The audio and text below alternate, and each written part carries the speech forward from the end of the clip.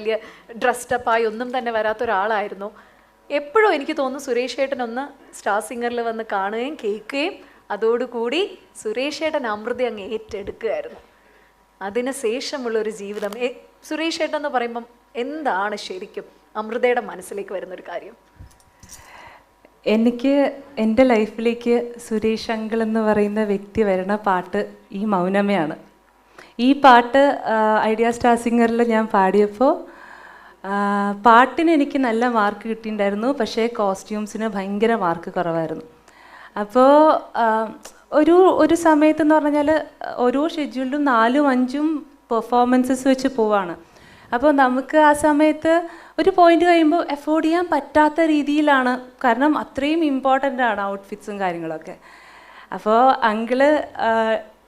ഏഷ്യാനെറ്റിലേക്ക് വിളിച്ചിട്ട് അങ്കിള് പറഞ്ഞു, അങ്കിളും ആൻറ്റിയും വീട്ടിലേക്ക് വിളിച്ചു, എന്നെയും അച്ഛയും അമ്മയും എല്ലാവരും വീട്ടിലേക്ക് വിളിച്ചു. എന്നിട്ട് അങ്കിൾ എൻ്റെ അടുത്ത് പറഞ്ഞു, നിനക്ക് ഔട്ട്ഫിറ്റിൻ്റെ പേരിൽ ഞാൻ മാർക്ക് കുറയാൻ പാടില്ല, ഇത് മൊത്തം അങ്കിള് നോക്കിക്കോളാന്ന് പറഞ്ഞു. അങ്ങനെ അവിടെ നിന്ന് അവസാനം വരെ അങ്കിളാണ് എൻ്റെ സ്പോൺസറായിരുന്നത്, ഒഫീഷ്യൽ. പക്ഷേ അതിനേക്കാൾ ഉപരി എനിക്ക് അങ്കിൾ എന്ന് പറയുമ്പോൾ എനിക്കൊരു അച്ഛൻ സ്ഥാനമാണ് സുരേഷ് അങ്കിളും ആൻറ്റിയും ഫാമിലിയും.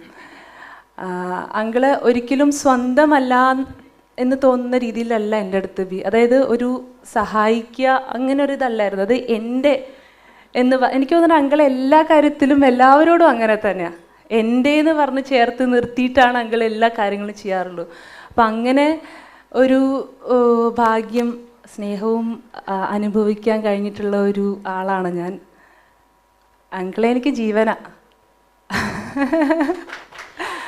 അതല്ല, സുരേഷ് ഒരുപാട് അടുത്ത് പറയുന്നത് ഞാൻ കേട്ടിട്ടുണ്ട്. ഒരു 30 കഴിഞ്ഞ പെൺകുട്ടികളെയൊക്കെ കാണുമ്പോൾ ലക്ഷ്മീനെ മനസ്സിലേക്ക് ഇങ്ങനെ വരും. 30 അന്ന് ആ പ്രായം എനിക്ക് ഓർമ്മയുള്ളത്, ഞാൻ എൻ്റെ ക്യാമറയിലല്ലേ നിന്നെയും നിൻ്റെ അമ്മയും അനിയത്തിയും എല്ലാം കൂടെ ഒരു ദിവസം ഇവരുടെ എടപ്പള്ളിയിലാണ് അവർ താമസിച്ചിരുന്നത്. വീട്ടിൽ വന്നിട്ടുണ്ടായിരുന്നു.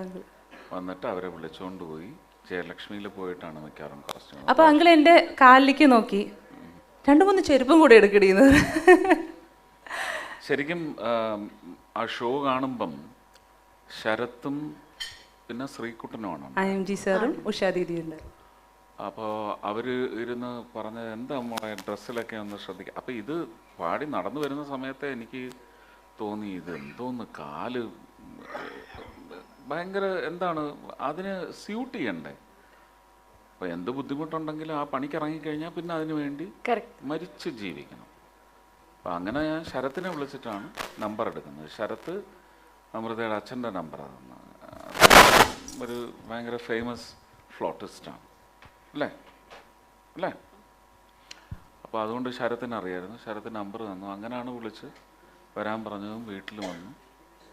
പിന്നെ വീട്ടിൽ ഞാനില്ലാത്തപ്പോഴും എനിക്ക് ആക്ച്വലി അതായത് ക്ലാസിക്കൽ റൗണ്ടിന് അങ്കിള് ആൻറ്റിയുടെ സ്വന്തം മാലയൊക്കെ ഊരി എന്നെ ഇടിപ്പിച്ച് വിട്ടിട്ടൊക്കെ ഉണ്ട്. അതായത് ശരിക്കും എൻ്റെ അച്ഛനും അമ്മയും എൻ്റെ അടുത്ത് എങ്ങനെയാണ് ചെയ്യുക അതേപോലെ ആയിരുന്നു അങ്കിളും ആൻറ്റിയും, ഇപ്പോഴും അതെ, മക്കളും എല്ലാവരും. ഒരു സൂപ്പർ സ്റ്റാർ എന്നതിലുപരി അല്ലേ അമൃത, ശരിക്കും ഒരു അച്ഛൻ, ഒരു ചേട്ടൻ. പിന്നെ ഒന്നാം നിങ്ങൾ രണ്ടുപേരും പെൺകുട്ടികളാണ്. അപ്പോൾ ഒരു ചേട്ടൻ്റെയൊക്കെ ഒരു സ്ഥാനത്ത് ഇങ്ങനെ ഒരു ചേട്ടൻ ഉണ്ടായിരുന്നെങ്കിൽ എന്നൊക്കെ നമ്മളൊക്കെ ആഗ്രഹിച്ചു പോകാറുണ്ട്. സ്വപ്നമായിരുന്നു ആ ഒരു മൊമെന്റ്. അതുകൊണ്ട് തന്നെ എനിക്ക് തോന്നുന്നു സുരേഷ് ചേട്ടനെ പറ്റി എന്തെങ്കിലുമൊക്കെ നമുക്കൊരു ചെറിയൊരു നെഗറ്റീവ് ഇമ്പൾസ് ഒക്കെ കേൾക്കുമ്പോൾ നമുക്ക് ഭയങ്കരമായിട്ട് വിഷമിക്കും അല്ലേ. നമുക്കിതൊന്നും സഹിക്കാൻ പറ്റാത്ത കാര്യങ്ങളായിട്ട് നമുക്ക് തോന്നാറുണ്ട്. അതൊന്നും അങ്കിളെ ബാധിക്കുന്ന കാര്യമല്ല. കാരണം അങ്കിൾ എന്താന്നുള്ളത് നമുക്കറിയുന്ന കാര്യമാണ്. അല്ല, ഞങ്ങളെല്ലാം ക്യാമ്പയിനിങ് ഉള്ള ആൾക്കാരാണ് സുരേഷ് ചേട്ടൻ്റെ. ഭയങ്കര ഞങ്ങൾക്ക് സഹിക്കില്ല, നമ്മളെയൊക്കെ തൊട്ട് കളിക്കുന്ന പോലെ തോന്നും. സുരേഷ് കഴിഞ്ഞ ദിവസം പോസ്റ്റ് ഒക്കെ ചെയ്തിട്ടുണ്ടായിരുന്നു. അതാണ്, അയ്യോ, നമ്മുടെയൊക്കെ ഒരു രോഗ് ഷോ എന്ന് പറയണത് നമുക്ക് പേഴ്സണലി അറിയുന്നുണ്ടാണ് അമൃത. അതാണ് സുരേഷ് ചേട്ടന് പാടി കൊടുക്കാനായിട്ട് ഈ ഒരു പാട്ടല്ലാതെ ഒരു 2 വരി സുരേഷ് ചേട്ടനത് ഇപ്പൊ ഞങ്ങളുടെ സൂപ്പർ സ്റ്റാർ. അതിനകത്ത് അല്ല, ഞാൻ ഊലലല്ലേ പാടിയത്.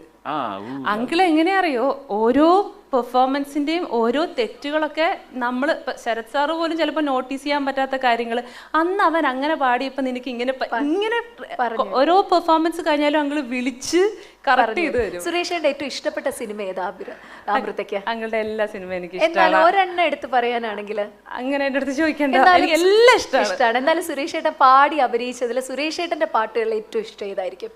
ഒരു പാട്ട് ഇപ്പം സുരേഷേട്ടൻ്റെ ഒരു പാട്ട് പാടിക്കൊടുക്കാനാണെങ്കിൽ, കാരണം കളിയാട്ടമുണ്ട്, പ്രണയവർണ്ണങ്ങളുണ്ട്, ഒത്തിരി പടങ്ങൾ.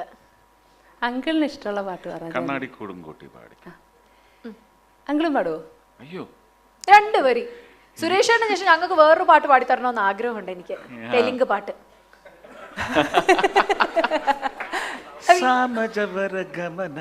അതാണോ?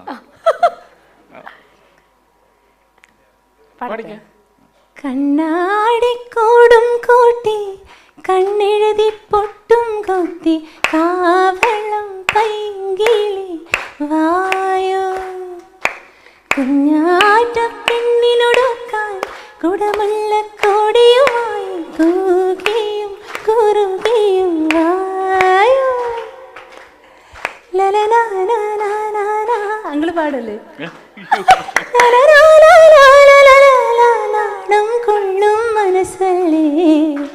സൂപ്പർ.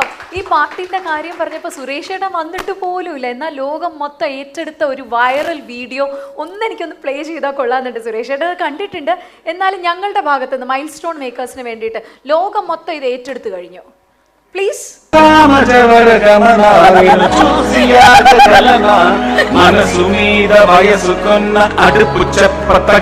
ആ ജയറാമേട്ടൻ ട്രോളിക്കൊണ്ടൊരു സാധനം ചെയ്തിട്ടുണ്ടായിരുന്നു. സുരേഷ് അത് ആരയച്ചു തന്നത്?